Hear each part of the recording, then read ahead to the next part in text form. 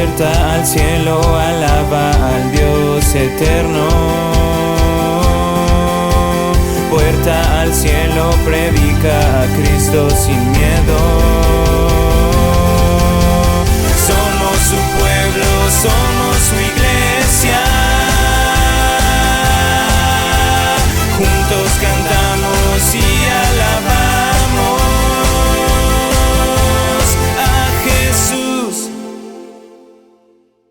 Saben, los días martes estamos llevando a cabo, nos reunimos aquí de 7 a 9 de la noche y tenemos un estudio bíblico, tenemos una escuela bíblica en la cual estamos viendo, vamos a ver toda la Biblia primeramente Dios, pero estamos viéndola de una manera organizada y empezamos con el Génesis y ya avanzamos hasta Primera de Crónicas, estamos en el Antiguo Testamento.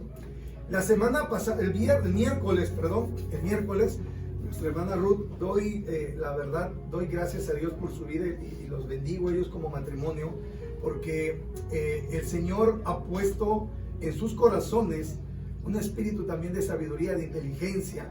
Nosotros sabemos que lo que nosotros compartimos aquí no viene de nosotros, sino que Dios lo pone, pero nosotros tenemos que hacer una parte también, que es muy importante, que es leer la Biblia y pedirle a Dios que nos revele qué es lo que viene en ella. Y la hermana Ruth el miércoles nos hablaba del rey Saúl y de cómo en un momento de dificultad él se olvidó de Dios, confió en sus fuerzas, en su pensamiento, en lo que él creía que estaba bien. Y obviamente sabemos que en ese momento no consultó a Dios, y cuando nosotros no consultamos a Dios o no ponemos nuestra vida en manos de Dios, pues hay una consecuencia. Y la consecuencia obviamente pues no fue para bien, en este caso el rey Saúl. Y el día de hoy nosotros vamos a ver en una historia de Primera de Crónicas, vamos a ver la historia del siguiente rey, el que sucede al rey Saúl. Y este es el rey David. El rey David sucedió en el trono al rey Saúl. Y vamos a ver en Primera de Crónicas, les voy a dar el pequeño contexto para que podamos entrar en el tema. El rey Saúl es proclamado rey en todo el pueblo de Israel. Él establece su reino en Sión, en Jerusalén. Antes se llamaba Jebús, no llegaba a ser Jerusalén. Establece en Jerusalén su reino y empieza a ampliar su dominio en los territorios cercanos. Pero hubo algo muy importante que él hizo. Cuando él es puesto rey sobre Israel, lo primero que se le viene a la mente es distribuir el servicio de los sacerdotes. Pero en Jerusalén, pero hay algo muy importante, lo cual él dice que el rey Saúl no le da importancia al arca de Dios, al arca del pacto. En una batalla pasada la habían perdido, y lo primero que el rey David piensa es en recuperarla, en traer la presencia de Dios a Jerusalén, a su reino, y es lo que él hace. Va por el arca y logra traer el arca a Jerusalén. Estaba en un momento en el cual había unificado su reino, tenía un poderío militar grandísimo y ya estaba establecido en Jerusalén. Y una noche él estaba, vamos a ver en Primera de Crónicas, el capítulo 17, vamos a ver los versículos 1 y 2, por favor. Él estaba en su casa, él tenía una casa de cedro muy bonita, hagan ustedes de cuenta ahorita, ¿no? Estaba uno en su casa con el aire acondicionado encendido, viendo Netflix, en una pantalla de 100 pulgadas, acostado en un reposé, pasándosela de lujo. Y fíjense bien qué pasa. Aconteció que morando David en su casa, dijo David al profeta Natán: he aquí, yo habito en casa de cedro, y el arca del pacto de Jehová debajo de cortinas. Y Natán dijo a David: haz todo lo que está en tu corazón, porque Dios está contigo. Había un deseo de David al verse él rodeado de lujos, de comodidades, y decir: yo estoy viviendo acá, pero el arca de Dios está entre unas cortinas. Acuérdense que era un tabernáculo móvil, se movía, lo desarmaban y lo traían de un lado para otro, andaban paseteando para acá y para allá. Y dice: bueno, yo estoy aquí en esta comodidad y la presencia de Dios entre unas cortinas. Voy a edificarle una casa, voy a edificarle un templo a Dios. Y lo consulta con el profeta Natán. Y el profeta Natán le dice: haz todo lo que está en tu corazón, porque Dios está contigo. Y vamos a ver qué sucede en los versículos 3 y el 4. En aquella misma noche, fíjese, no pasó mucho, esa misma noche, ese mismo día, en aquella misma noche vino palabra de Dios a Natán diciendo: ve y di a David, mi siervo, así ha dicho Jehová, tú no me edificarás casa en que habite. El deseo, el anhelo de David era construir un tabernáculo, hacerle una casa, un templo al arca de Dios. Y había pedido ayuda a Natán. Y Natán le dijo: haz lo que bien te parezca, porque la presencia de Dios está contigo. Pero esa misma noche Dios se le presenta a Natán y le dice: ve y di a mi siervo David que él no me va a edificar esa casa. Yo quiero que nos pongamos en los zapatos de Natán. Nosotros somos Natán, somos los profetas de Dios, y que nuestro amo, nuestro rey, nuestro Señor al que le servimos nos haya pedido un consejo y nosotros digamos: adelante, hazlo. Y que de repente te le tengas que presentar al rey, tú vas y decirle: ¿sabes qué? Pues dice mi papá que siempre no vas a hacer tú. Imagínense ir y darle una noticia de ese calibre al rey. Yo estoy seguro que Natán transpiraba, respiraba agitadamente. Yo estoy seguro que él tenía miedo. Tenía miedo de darle la noticia a David. Pero también tenía un temor a Dios, un temor santo. Imagínense, pónganse en el escenario de tener que ir y darle la noticia al rey David de que él no iba a hacer el templo. ¿Por qué? Ellos tenían que haber consultado a Dios. Miren, yo les pregunto en lo natural y quiero que me respondan sinceramente. ¿Era malo lo que David quería hacer? El hacerle un templo al arca de Dios. ¿Era malo? No era malo. Yo creo que era una buena idea. Pero quiero que quede muy claro esto que les voy a decir.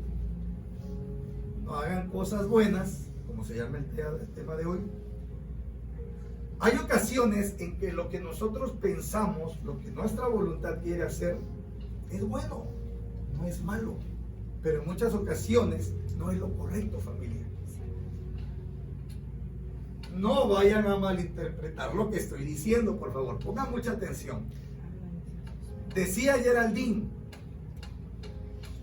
no es malo que nosotros leamos la Biblia y estemos orándole a Dios. No es malo, eso es bueno. ¿O tiene algo de malo leer la Biblia? Todo lo contrario. El problema, familia, o lo que no es correcto, es la intención que hay en nuestro corazón. ¿Por qué lo estamos haciendo?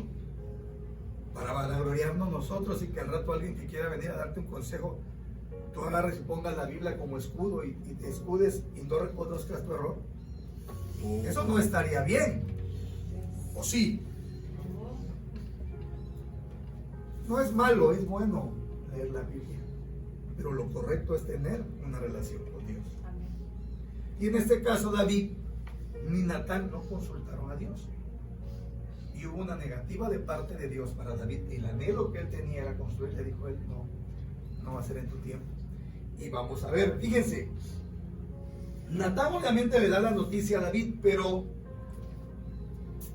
fíjense que Natán tenía un temor doble. Vamos a ver qué nos dice Deuteronomio 18, versículo 20. Miren, fíjense bien lo que Natán tenía más que a David. El profeta que tuviera la presunción de hablar palabra en mi nombre, aquí está hablando Dios a través de Moisés, a quien yo no le haya mandado hablar, o que hablar en el nombre de dioses ajenos, el tal profeta morirá. Tenía dos temores el profeta Natán: el temor de Dios y el temor de David. Que David en el momento pudo haber sacado su espada y cortarle la cabeza, matarlo en ese momento. Debía haber muerto. ¿El profeta Natán murió o no murió? Vamos a seguir avanzando, no se preocupen. Primera de Crónicas, capítulo 17, versículo 7. Dios le recuerda a David de dónde lo sacó. Por tanto, aquí Dios habla a Natán: dirás a mi siervo David, así ha dicho Jehová de los ejércitos, yo te tomé del redil de detrás de las ovejas, para que fueses príncipe sobre mi pueblo Israel. Dios nos recuerda de dónde nos ha sacado, para que no se nos olvide cuando nosotros queramos ponernos por encima de Él. ¿Por qué? Ahí va la cuestión. Primera de Samuel 16, versículos del 11 al 13. Vamos a ver la historia. Entonces dijo Samuel a Isaí. Isaí era el papá de David: ¿son estos todos tus hijos? Y él respondió: queda aún el menor, que apacienta las ovejas. Aquí está confirmando la palabra que estaba diciendo Natán. Y dijo Samuel a Isaí: envía por él, porque no nos sentaremos a la mesa hasta que él venga aquí. Envió pues por él y le hizo entrar, y era rubio, hermoso de ojos y de buen parecer. Entonces Jehová dijo: levántate y úngelo, porque este es. Y Samuel tomó el cuerno del aceite y lo ungió en medio de sus hermanos, y desde aquel día en adelante el espíritu de Jehová vino sobre David. Se levantó luego Samuel y se volvió a Ramá. Pero antes de estos versículos, si vemos el versículo 6 y el versículo 7, vamos a ver otro ejemplo de lo que estaba pasando con David. Versículo 6, primera de Samuel, versículo 6. Cuando Samuel va a Isaí, a la casa de Isaí, para ver a los hijos y ver a quién va a poner como rey, ungir como rey, dice la palabra: y aconteció que cuando ellos vieron, él, o sea Samuel, vio a Eliab y dijo: de cierto delante de Jehová estás ungido. El 7, y Jehová respondió a Samuel: no mires a su parecer, ni a lo grande de su estatura, porque yo lo desecho. ¿Por qué lo desechó? Porque Jehová no mira lo que mira el hombre, pues el hombre mira lo que está delante de sus ojos, pero Jehová mira el corazón. Samuel se había presentado a la casa de Isaí, y al primero que había visto había sido al hijo más grande de Isaí, al hijo más fuerte, y Dios le dice: no te confundas, ese no es. Samuel, recordemos que era una persona que dice que le llevaba una cabeza a todas las personas del pueblo, era una persona grande. Y aquí lo que ve Samuel, la apariencia, lo físico, es lo que ve delante de sus ojos. ¿Y qué pasa? Que Dios le dice: no, ese no es. Ustedes los hombres miran conforme a los hombres, pero yo no miro lo que juzgan los ojos, yo miro lo que hay en el corazón de las personas. Y en el 11 vemos que eligen a David, y David era hermoso, dice la palabra ahí, que era muy bonito, que era rubio de hermoso parecer. Pero ¿qué creen? David era chiquito de tamaño, David no era grande. Lo mismo que estaba pasando con David, que él estaba viendo que estaba rodeado de comodidades, que él quería lo mismo para el arca de Dios, que estuviera rodeado de comodidades. Pero Dios miró el corazón de David en ese momento, y por eso no le fue permitido que él lo hiciera. Además de que había mucha sangre en manos de David, se había derramado demasiada sangre porque él había hecho guerra a muchos pueblos, y Dios siempre le daba la victoria. Entonces fue uno también de los propósitos por los cuales Dios no le permite que se construya. No siempre lo bueno, familia, es lo mejor o es lo correcto. No siempre. ¿Por qué? Porque todo depende de la intención que hay en nuestro corazón. Eso es lo más importante. Esto me lleva a, en Lucas, cuando vemos, no pasa nada, en Lucas, cuando vemos en Lucas es capítulo 18, 10. Ahorita les digo cuál es.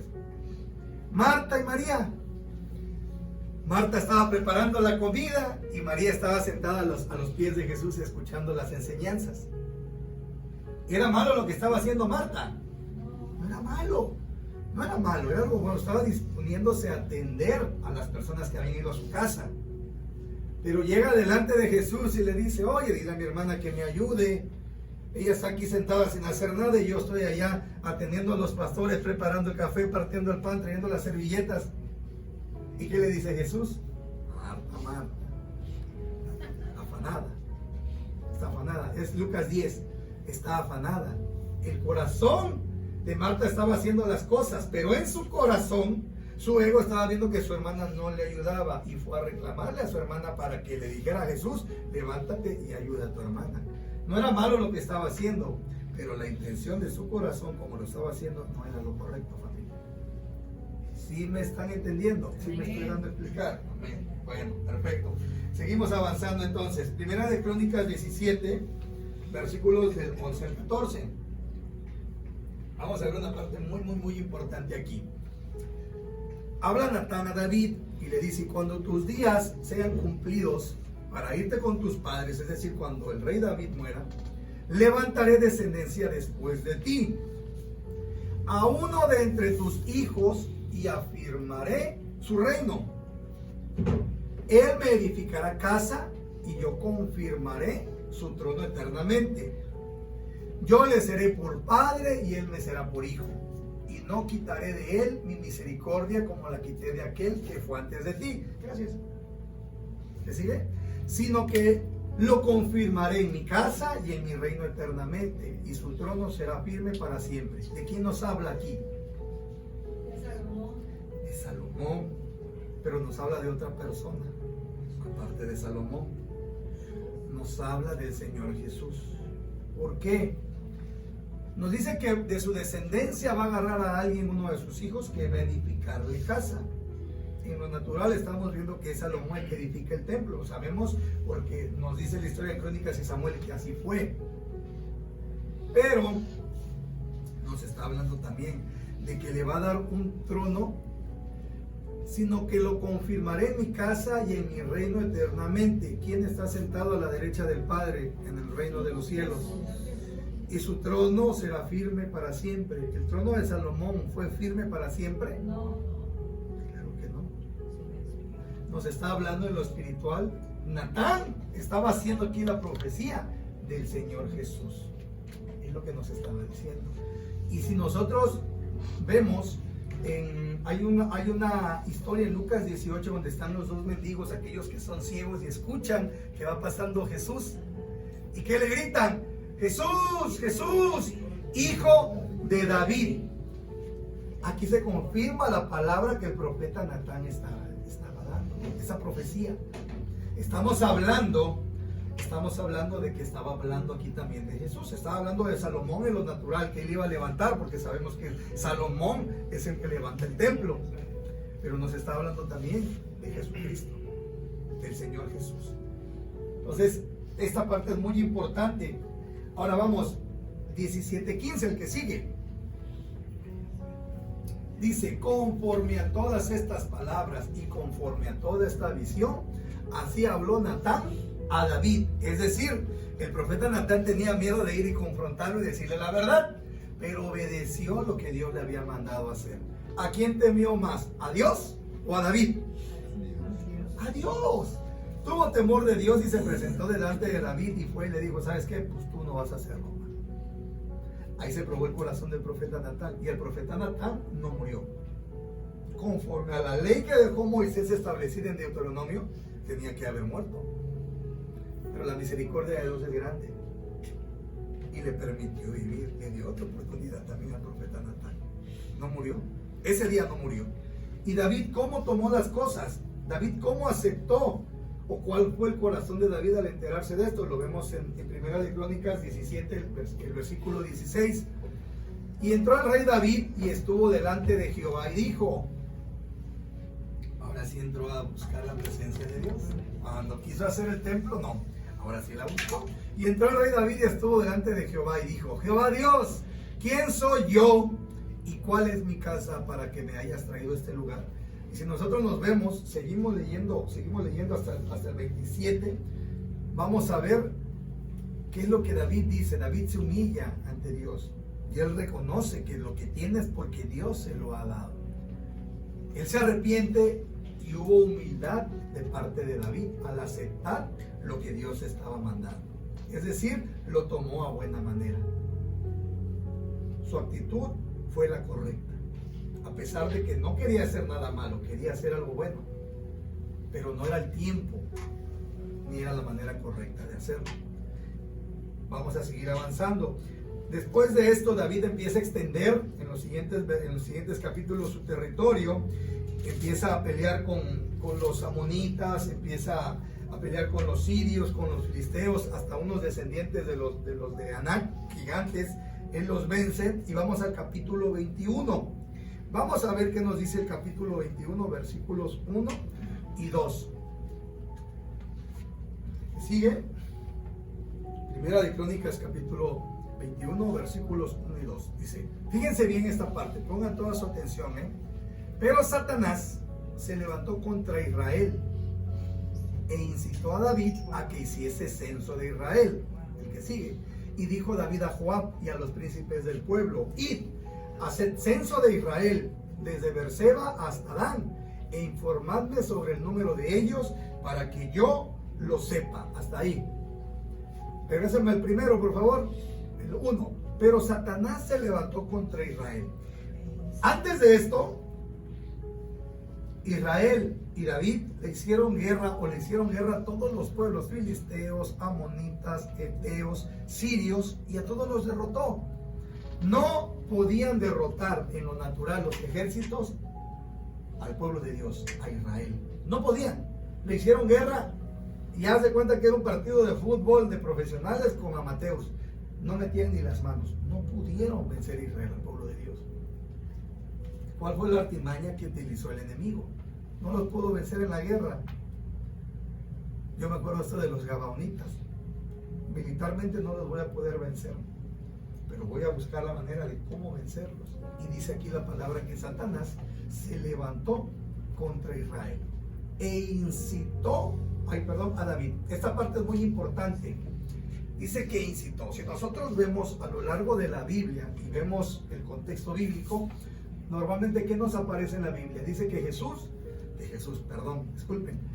que Satanás, que el enemigo, que el diablo tienta a la gente. ¿O no? Tentó, incitó, hizo esto, hizo lo otro. Pero en el contexto bíblico, familia, solamente hubo dos personas a las cuales el mismo Satanás se les presentó de frente, los tentó directamente. La primera, ¿quién es? Antes de Jesús. Eva. La primera persona fue Eva. Se le presentó Satanás en forma de serpiente. ¿Había pecado en Eva, familia? Yo les pregunto. Eran puros, acuérdense que fueron hechos a imagen y semejante de Dios. No había pecado dentro del corazón de Eva. Y fue la primera persona que Satanás se le presentó y la tentó. A la segunda persona a la cual se le presenta es a Jesús. Y trató de tentar a Jesús. ¿Pudo tentar a Jesús? No. ¿Pudo tentar a Eva? Sí.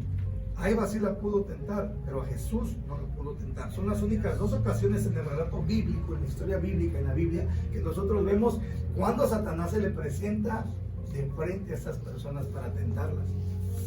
No fue el caso con David. A David dice la palabra que lo incitó. Y él cayó. Vamos a ver qué nos dice Santiago. Nuevo Testamento, Santiago capítulo 1, versículos del 12 al 15. Fíjense. Bienaventurado el varón que soporta la tentación. ¿Va a haber tentación en nuestra vida o no va a haber? Siempre. Va a haber tentación. Porque cuando haya resistido la prueba, recibirá la corona de vida que Dios ha prometido a los que le aman. El que sigue.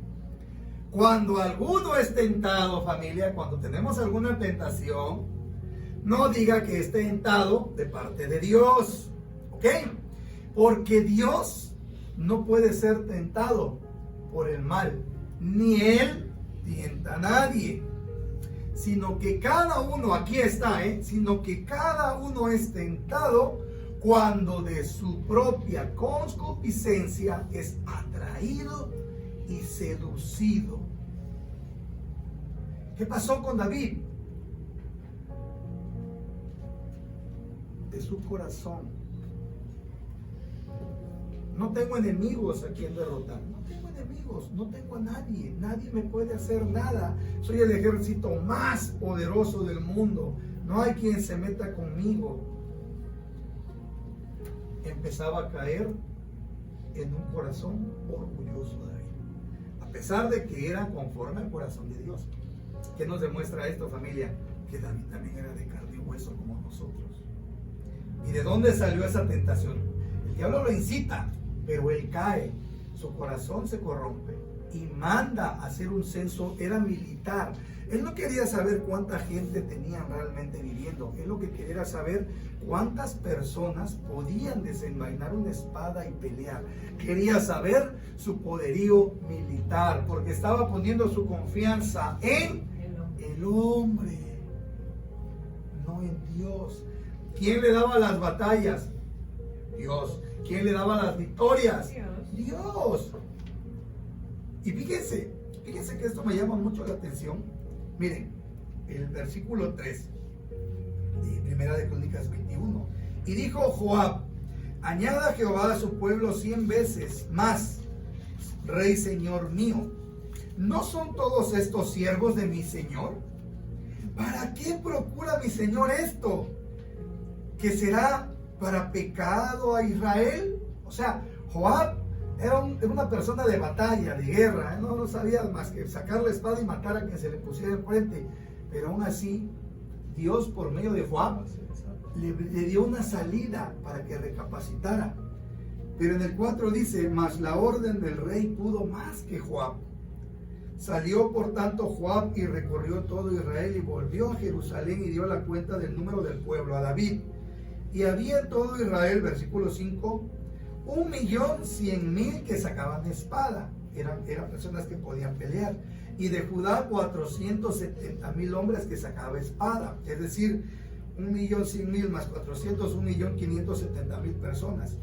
Entre estos no fueron contados los levitas ni los hijos de Benjamín. ¿Por qué? Porque la orden del rey era abominable a Joab.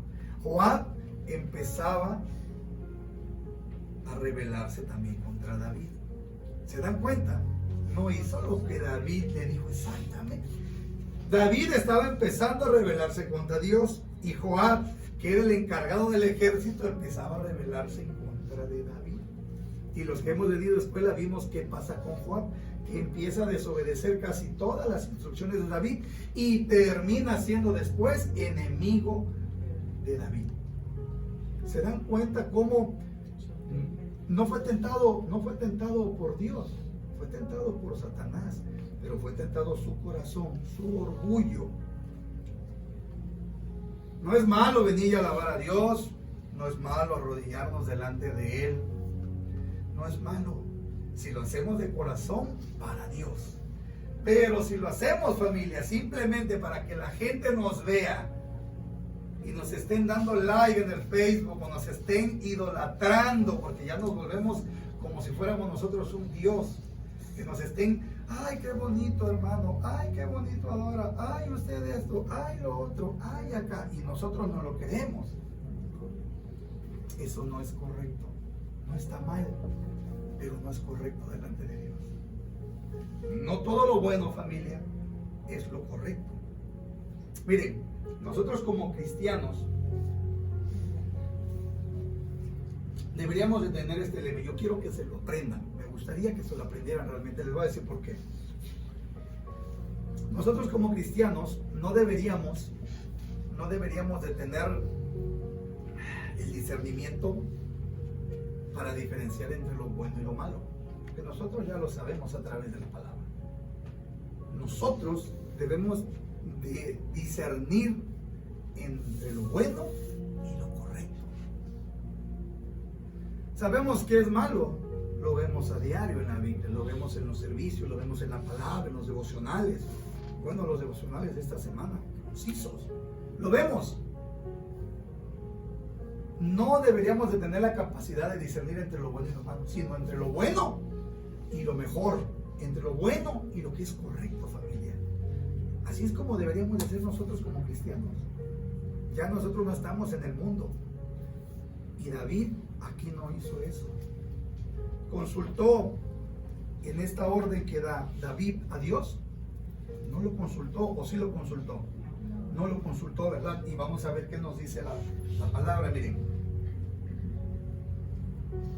confió sus propias fuerzas. Deuteronomio, vamos nuevamente a Deuteronomio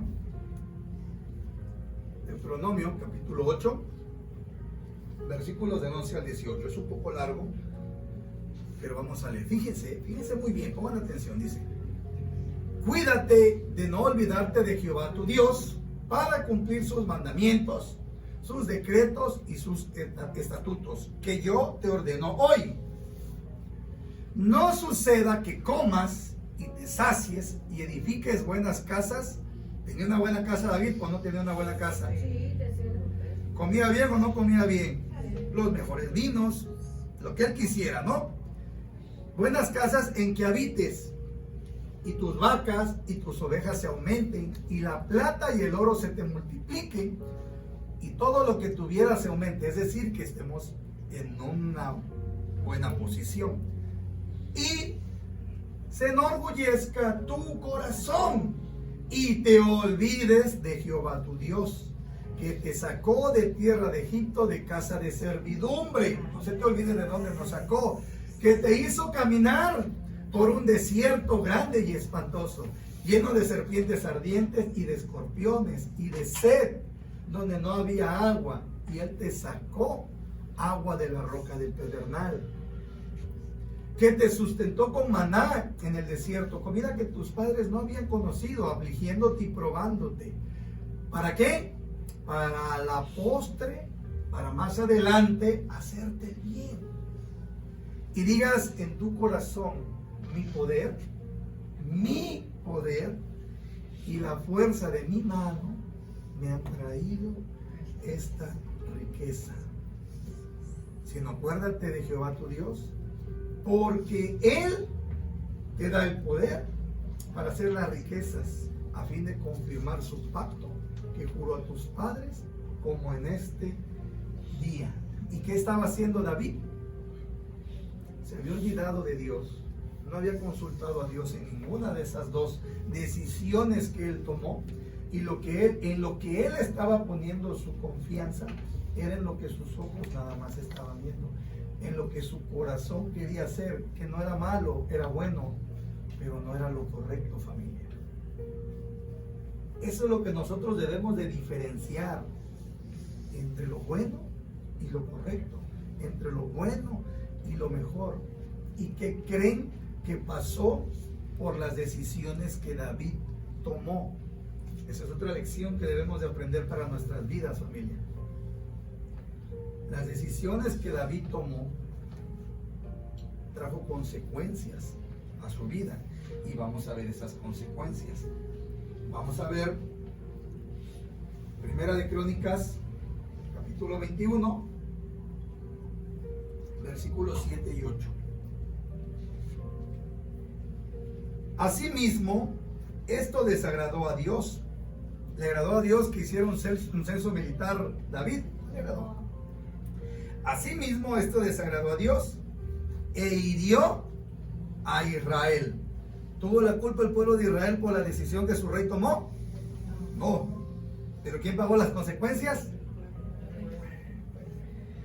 Entonces dijo David a Dios. Nuevamente vemos como cuando quiso hacer el tabernáculo no consultó a Dios, y después se humilló delante de Dios. Y aquí que vemos, entonces dijo David a Dios. Buscó en ese momento nuevamente David a Dios. He pecado gravemente al hacer esto. Te ruego que quite la iniquidad de tu siervo, porque he hecho muy locamente. Cuidado con tomar decisiones cuando estamos, como decía la hermana Ruth con Saúl, tomar decisiones alocadamente cuando estamos en un momento de desesperación. Pero también mucho cuidado de las decisiones que vamos a tomar y las decisiones que vamos a hacer cuando estamos en un momento de opulencia. No tomar decisiones precipitadas. Cayó el recurso de esto, vámonos de vacaciones, que se espere en la iglesia, hombre, no pasa nada. Vámonos a comer, vámonos a beber, no. La vida hay que disfrutarla. ¿Se acuerdan que veíamos con Josué? Les compartí una palabra de Josué. Cuando él salía a la batalla y él ganaba la batalla, cuando él se consagraba, ¿qué pasaba? venía otro éxito en la batalla. Pero cuando en ese momento él se dejaba de consagrar, ¿qué pasaba? Venía una derrota. Y después de la derrota se consagraban. Y en la siguiente batalla, ¿qué pasaba? Ganaban. Y cuando ganaban, ¿qué pasaba? Se dejaban de consagrar y ¿qué venía? Una derrota. Y cuando estaban en la derrota, ¿qué pasaba? Se consagraban. ¿Y qué sucedía después de la batalla? Ganaban. ¿Y después qué pasaba? Lo mismo. Y lo mismo pasaba aquí con ellos. Exactamente lo mismo con David. Somos seres humanos, familia. Y a pesar de que él fue el rey, el mejor rey que el pueblo de Israel recuerda, el rey David, él tuvo muchos errores. Sin contar, obviamente, cuando él tiene esa otra decisión alocada de meterse con una mujer que no debía haberlo hecho. Y obviamente también trajo una consecuencia. ¿Cuál fue la consecuencia aquí, familia? Versículo 14 de Primera de Crónicas 21. Así Jehová envió una peste en Israel y murieron de Israel 70,000 hombres. ¿Trajo una consecuencia su decisión? Recuérdense que aquí hablamos del Antiguo Testamento. En el Nuevo Testamento todo lo que nosotros vemos es espiritual. Habrá una muerte espiritual cuando nosotros hacemos caso a la tentación que el enemigo manda. Si nosotros le hacemos caso, vamos a dejar que nosotros caigamos en pecado. ¿Y el pecado que va a traer a nuestra vida? Muerte, hablando espiritualmente, hablando, familia. ¿Qué debemos de hacer entonces? En todo lo que nosotros hagamos, pedir la dirección de Dios. Y que nosotros, aunque creamos en nuestra mente que es correcto, que es bueno lo que vamos a hacer, no siempre lo que vayamos a hacer y creamos que sea bueno es correcto delante de los ojos de Dios. ¿Estamos de acuerdo, familia? Lo que nosotros queremos, lo que Dios quiere en esta mañana, es que tú reconozcas que Él es el único Dios que no hay más si no es Él, y que todas y cada una de las decisiones, de los proyectos, de lo que nosotros vayamos a hacer, lo pongamos en manos de Dios. Pidamos primero que nada la dirección de Dios. No confiemos, familia, en nuestras fuerzas, no confiemos en nuestro dinero, no confiemos en nuestros recursos, no confiemos en el ser humano, sino pongamos lo que vayamos a hacer, pongámoslo en manos del Señor, en manos de Dios, y que Él nos dé la dirección. Va a haber ocasiones en que Él va a decirnos: adelante, hijo, está bien, es correcto lo que tú quieres hacer. Va a haber ocasiones en que Él nos va a decir: ¿sabes qué? No, hijo, porque no es correcto lo que estás pidiendo que yo haga. Y nosotros tenemos que aceptar esa voluntad que viene de parte de Dios, porque sabemos que la voluntad de Dios es buena, es agradable y es perfecta. La voluntad de nosotros se tiene que alinear a la voluntad de Dios, y si no se alinea nuestra voluntad a la de Dios, no es correcto lo que vayamos a hacer, así nosotros pensemos que es bueno. Amén. Saquémosle una sonrisa. Ya le sacamos una sonrisa a Dios asistiendo al primer servicio el día de hoy, pero saquémosle otra sonrisa a Dios. Vamos a alabarle a Él como se lo merece. Hágalo con su corazón, con un corazón correcto. No te importa quién está al lado, que no te importe los demás. Lo que debe de importarte primero que nada es que Dios te está viendo. Y como decían, Dios, cuando nacimos, Él ahí estuvo presente y le sacamos una sonrisa. Saquémosle otra sonrisa. Reflexionemos en esta palabra y pongámonos a cuentas con Él. Vamos, póngase de pie si gusta, y sentado, incline su rostro, arrodíllese, lo que usted quiera, humíllese delante de Él. Pida perdón por lo malo que hay delante de Él. Y en el cielo